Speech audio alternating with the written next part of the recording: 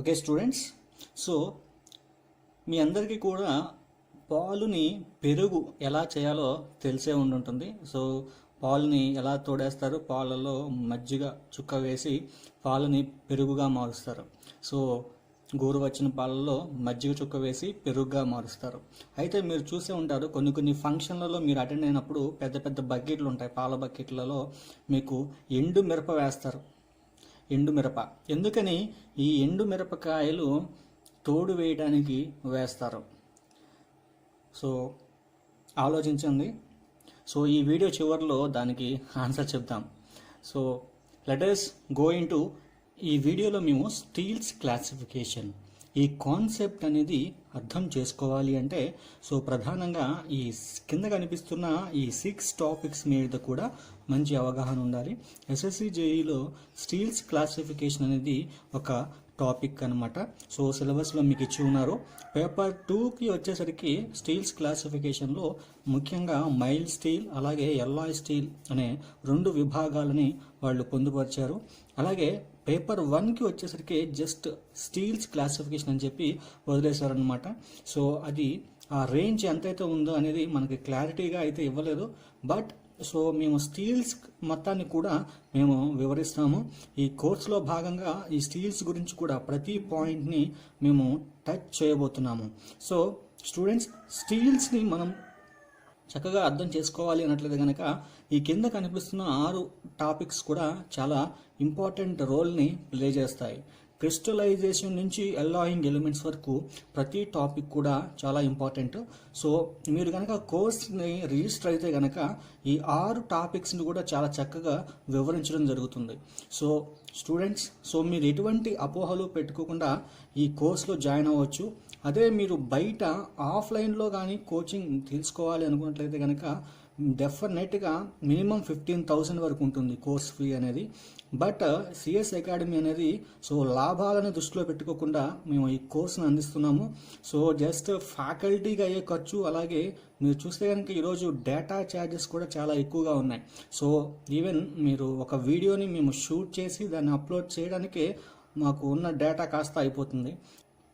So students, so అది దృష్టిలో పెట్టుకొని మీరు రిజిస్టర్ అవ్వండి. చాలామంది మేము అడిగేదే చాలా తక్కువ ఫీ, దాంట్లో కూడా మళ్ళీ డిస్కౌంట్లు అయ్యి అడుగుతున్నారు. సో మీరే అర్థం చేసుకోవాలి. మీరు బయట హాస్టల్స్లో ఉంటేనే మినిమం 4,000 ఉంటుంది. సో కోచింగ్ అనేది మన ఊళ్ళో దొరకదు. సో డెఫినెట్గా మీరు బయట సిటీకి వెళ్ళాల్సి ఉంటుంది. సిటీలో మీరు ఉండాలి అంటేనే 4,000 మినిమం ఛార్జ్ చేస్తారు. సో మేము చాలా తక్కువ ఫీ అనేది తీసుకుంటున్నాము. సో మా లక్ష్యం వల్ల ఒకటే, సో స్టూడెంట్స్ బెనిఫిట్ అవ్వాలి. సో నాలెడ్జ్ షేర్ అనేది చాలా ఇంపార్టెంట్. సో మాకున్న ఈ నాలెడ్జ్ని మేము చాలా షేర్ చేసుకోవడానికి ఇష్టపడతాము. సో మీరు చెప్పే ఫ్యాకల్టీ అందరూ కూడా చాలా క్వాలిఫైడ్ ఫ్యాకల్టీ. సో మీరు ఎటువంటి అపోహలు పెట్టుకోకుండా హ్యాపీగా దీంట్లో జాయిన్ అయ్యి సో మంచి మీరు ర్యాంక్ని అయితే సాధించవచ్చు. So students, so let's go into topic. So steels క్లాసిఫికేషన్లో మనం ఆల్రెడీ ముందుగా చెప్పుకున్నట్లు ఈ 6 టాపిక్స్ అయితే చాలా ఇంపార్టెంట్. సో ఈ వీడియోలో నేను క్రిస్టలైజేషన్ ఆర్ సోలిడిఫికేషన్ గురించి చెప్పబోతున్నాను.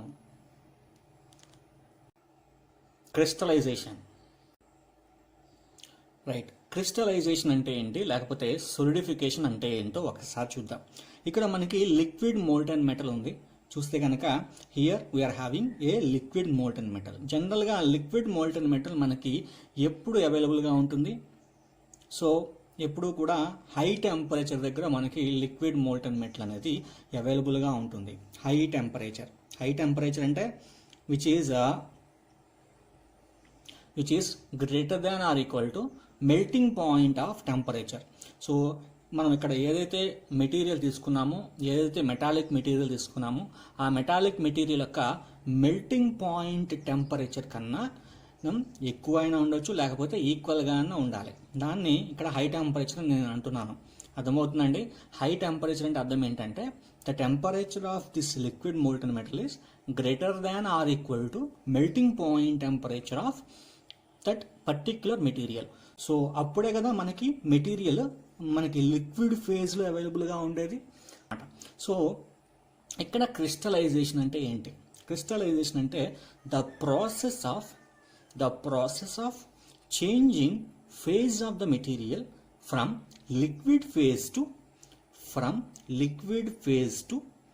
solid phase,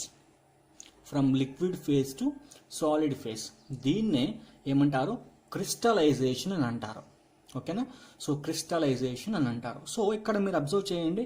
సో ఇక్కడ మనకి లిక్విడ్ నుంచి సాలిడ్ ఫేజ్ కింద మారిపోయింది material. So okay, upon cooling, okay, if you cool the material, okay, this liquid phase material converts into solid phase material.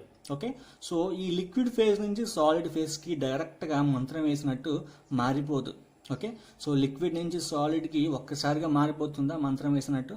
So there is something happening in between these two phases. సో ఈ రెండు phase మధ్య ఏదో జరుగుతుంది. So దానివల్ల ఏమవుతుందంటే మనకి solid phase material మారుతుంది. అర్థమవుతుందండి? లిక్విడ్ నుంచి సాలిడ్కి డైరెక్ట్గా మంత్రం వేసినట్టు మారిపోతుంది. ఏమవుతుంది? మధ్యలో సంథింగ్ ఏదో జరుగుతుంది. ఆ ఏదో ఏంటో మనం తర్వాత చూద్దాం. సో ఇక్కడ ఒకసారి సాలిడ్ ఫేజ్ని అబ్జర్వ్ చేయండి. సాలిడ్ ఫేజ్ని అబ్జర్వ్ చేస్తే సో ఇక్కడ మీకు ఒక ఎలా కనిపిస్తున్నాయి? ఒక వీటిని ఏమంటారు అంటే క్రిస్టల్స్ అంటారు. ఇక్కడ నంబర్స్ కనిపిస్తున్నాయా? 1 2 3 4 5 6 7 8. So there are totally 8 number of crystals are there. Okay, మొత్తం 8 క్రిస్టల్స్ ఉన్నాయి. సో వీటిని క్రిస్టల్స్ అంటారు. క్రిస్టల్ లేకపోతే గ్రెయిన్ అని అంటారు. గ్రెయిన్ అర్థమవుతుందా? So crystals are grains. ఇక్కడ మీకు క్రిస్టల్స్ ఎన్ని ఉన్నాయి? More than 1. So more than 1 కాబట్టి దాన్ని పాలీ అంటారు. POLY, poly. కాబట్టి పాలీక్రిస్టలైన్ మెటీరియల్. సాలిడ్ ఏమంటారు? Polycrystalline material. ఓకే, సో ఇక్కడ మీరు కేర్ఫుల్గా అబ్జర్వ్ చేయండి. ఇక్కడ ఒక సపోజ్ ఎగ్జాంపుల్ గ్రెయిన్ నెంబర్ 1 ఉంది, గ్రెయిన్ నెంబర్ 2 ఉంది. సో ఈ రెండింటిని, గ్రెయిన్ నెంబర్ 1ని గ్రెయిన్ నెంబర్ 2, ఈ రెండింటిని ఏదో వేరు చేస్తుంది. ఆ ఏదో ఏంటంటే గ్రెయిన్ బౌండరీ. అర్థమవుతుందండి? Grain boundary separates one grain from another grain. So ఒక గ్రెయిన్ని ఇంకొక గ్రెయిన్ నుంచి ఏది సపరేట్ చేస్తుంది? గ్రెయిన్ బౌండరీ సపరేట్ చేస్తుంది. Grain boundary. Okay, so this is the basic terminology. ఓకేనండి? సో లిక్విడ్ ఫేజ్ నుంచి సాలిడ్ ఫేజ్ కింద మారుతుంది. దీన్నే క్రిస్టలైజేషన్ అని అంటారు. ఓకే, సో ఈ లిక్విడ్ ఏ టెంపరేచర్ దగ్గర ఉంది? Higher temperature. అంటే that temperature is greater than or equal to melting point temperature of the material. So melting point temperature of the material కన్నా ఎక్కువగా ఉంది టెంపరేచర్. కాబట్టి లిక్విడ్ ఫేజ్లో మనకి మెటీరియల్ అవైలబుల్గా ఉంది. మీరు దీన్ని కూల్ చేస్తే మనకి పాలీక్రిస్టలైన్ మెటీరియల్ ఫామ్ అవుతుంది. Polycrystalline material consists of many crystals. Okay, so crystal can be called as grain. క్రిస్టల్ని ఏమంటారు? గ్రెయిన్ అని కూడా అంటారు. Here grain boundary separates one grain from another grain. Okay, so let us go in between. See, ఇక్కడ మనం already చెప్పుకున్నట్టు liquid material ఉంది, solid material ఉంది. ఓకే, ఈ లిక్విడ్ మెటీరియల్ సాలిడ్ మెటీరియల్గా మారడానికి ఈ మధ్యలో సంథింగ్ విల్ హ్యాపనింగ్. సో ఆ సంథింగ్ ఏం జరుగుతుంది అంటే let us see. So crystallization is taking place by 2 steps. First one is nucleation, second one is grain growth. Okay nandi, first one is nucleation, right? So ఈ న్యూక్లియేషన్లో ఏం జరుగుతుంది, ఈ న్యూక్లియేషన్లో మనకి ఏం జరుగుతుంది అనేది ఒకసారి చూద్దాం. ఫస్ట్ ఆఫ్ ఆల్ న్యూక్లియేషన్లో మనకి 2 టైప్స్ ఉంటాయి. Homogeneous nucleation,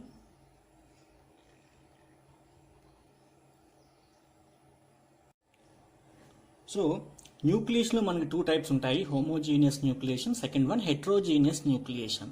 see, homogeneous nucleation అనేది చాలా కష్టం అనమాట in compare to heterogeneous. So ఎందుకని కష్టం అని అంటే కనుక, సి, హోమోజీనియస్ న్యూక్లియేషన్ జరగటానికి హై అమౌంట్ ఆఫ్ ఎనర్జీ కావాల్సి ఉంటుంది. High energy is required. Okay, heterogeneous న్యూక్లియేషన్కి low energy is required. Low energy, చాలా తక్కువ ఎనర్జీ ఉన్నా కూడా హెట్రోజీనియస్ న్యూక్లియేషన్ జరుగుతుంది. అసలు first of all what is meant by nucleation, అదే కదా మీ డౌట్. న్యూక్లియేషన్ అంటే ఏంటి? సో న్యూక్లియేషన్ అంటే ఏం లేదు. ఇక్కడ లిక్విడ్ మోల్టన్ మెటల్ ఉంది కదా, సో ఇది హై టెంపరేచర్ దగ్గర ఉంది. సపోజ్ ఫర్ ఎగ్జాంపుల్ ఈ మెటీరియల్ యొక్క మెల్టింగ్ పాయింట్ టెంపరేచర్ ఎంత అనుకుందాం, 1530 అనుకుందాం. Okay, 1530 degree Celsius. Okay, so 1530 degree Celsius అనేది melting point of this particular material. So ఇక్కడ this is TM equal to 1530 degree Celsius. So I am maintaining a temperature of 1600 degrees Celsius. So this temperature is greater than or equal to melting point temperature of the material. Thereby we are having a liquid molten metal. So liquid phase lo endukundi ani evaraina adigithe answer em cheptaru, because the melting point temperature of the material is greater than or equal to the temperature of the material is greater than or equal to melting point temperature. Okay, so అందుకోసం మనకి liquid ఫేజ్లో అవైలబుల్గా ఉంది. ఇప్పుడు నేను cooling అంటే nothing but temperature ఏమవుతుంది, drop down. So temperature తగ్గుతూ వస్తూ ఉంటుంది. Okay, so when ever the temperature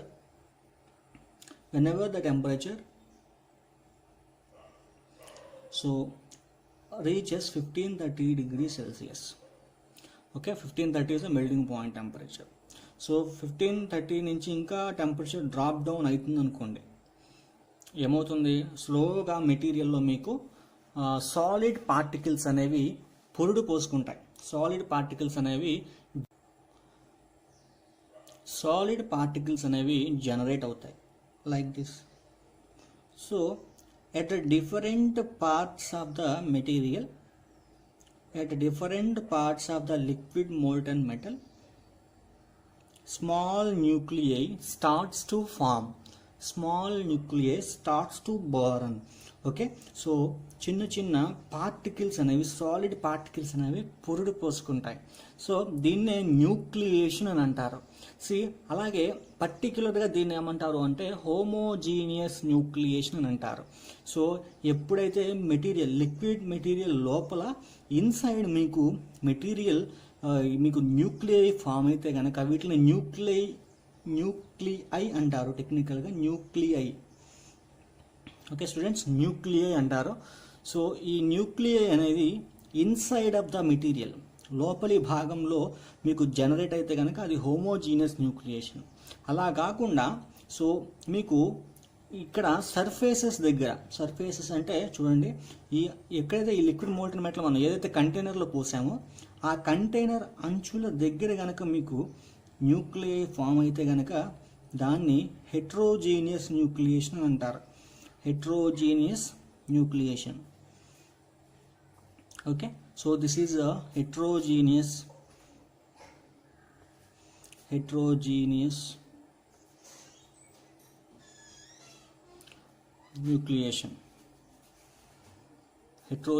nucleation. చూడండి, ఇలా మెటీరియల్ కంటైనర్ యొక్క అంచుల దగ్గర కనుక మీకు న్యూక్లియై సాలిడ్ పార్టికల్స్ జనరేట్ అయితే కనుక దాన్ని హెట్రోజీనియస్ న్యూక్లియేషన్ అంటారు. ఈ అంచుల దగ్గర న్యూక్లియై జనరేట్ అవటం easy when compare to inside of the material. So ఇక్కడ మెటీరియల్కి ఒక సపోర్ట్ అయితే ఉంది, అదే ఇన్సైడ్ జనరేట్ అయ్యే మెటీరియల్కి దెర్ ఈస్ నో సపోర్ట్. కాబట్టి హోమోజీనియస్ న్యూక్లియేషన్ అనేది చాలా టఫ్, హై ఎనర్జీ కావాలి. ఎందుకనంటే ఈ లోపల స్వతహాగా పార్టికల్ పొరుడు పోసుకోవాలి అంటే కనుక, ఒక సాలిడ్ పార్టికల్ జనరేట్ అవ్వాలి అంటే కనుక హై అమౌంట్ ఆఫ్ ఎనర్జీ అనేది కావాల్సి ఉంటుంది.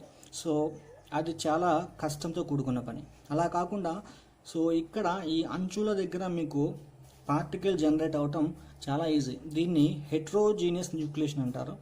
సో హెట్రోజీనియస్ న్యూక్లియేషన్ అంటే by the support of foreign particle. ఇక్కడ ఫారిన్ ఏమవుతుందంటే ఇదంతా కూడా లోకల్ మెటీరియల్. సో ఇది కాకుండా వేరే ఏ పార్టికల్ ఉన్నా కూడా ఫారిన్ పార్టికల్ అంటాం. అంటే ఈ కంటైనర్ యొక్క మెటీరియల్ ఉంది కదా, ఈ కంటైనర్ సపోజ్ స్టీల్ అనుకుందాం. సో ఈ స్టీల్ పార్టికల్స్ అన్నీ కూడా ఫారిన్ పార్టికల్స్. సపోజ్ ఈ మెటీరియల్ సంథింగ్ మెటీరియల్ ఏ అనుకుందాం. For example material A.